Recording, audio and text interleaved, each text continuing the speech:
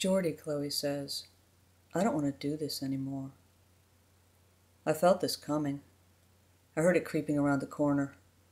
Even though Chloe has never flat out refused me anything, at least anything with no needles involved, she was about to refuse me this, and I've known it for days. Just not what to do about it. I just don't believe like you do, she says. I just don't believe the world is a nice place, Jordy. We both fall silent for a long time. We're still on our knees on the bathroom floor with my arms around Chloe's waist. It's a strange posture, but at least I don't have to look her in the face. Because, truthfully, I'm not so sure I believe that either. As if she could hear that thought, Chloe says, Are you sure you think the world is a nice place, Jordy? I really don't feel right lying to her. I want to, I say. I want to believe that. We're quiet again for a minute. My face is close against her hair, and it smells nice like some kind of flowery shampoo. It's a beautiful world, I say. I'm not sure if it's always nice, but I know for a fact that it's beautiful. What's beautiful about it? Lots of things. Mountains, rivers, oceans. I never saw an ocean.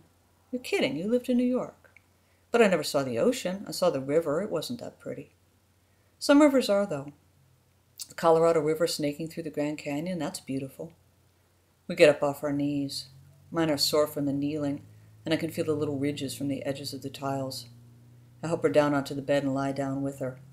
She feels small in my arms, like she's shrinking her way out of here. I know we've reached the end of something. All my little prescriptions for her mental health, she just isn't having anymore. You really think it's beautiful, Jordy?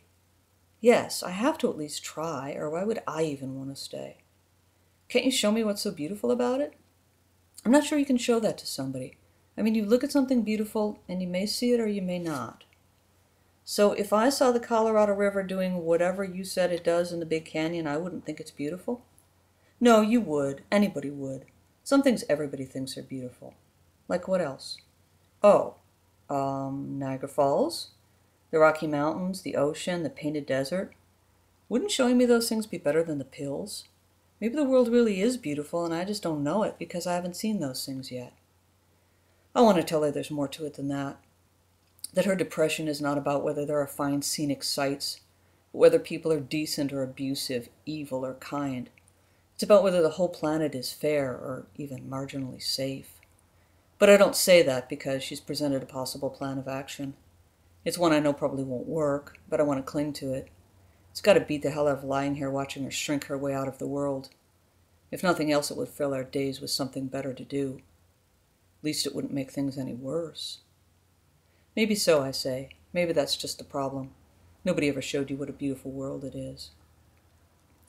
Later, when Chloe wakes up, I sit on the edge of the bed with her. So, tell me, Chloe, ever been to Niagara Falls? You know I haven't. What about the Grand Canyon? Jordy, I haven't been anywhere, you know that. The Rocky Mountains? Nope. She's laughing now, which she hasn't done for as long as I can remember. The painted desert? I never saw it. Is it really painted? How did it get painted?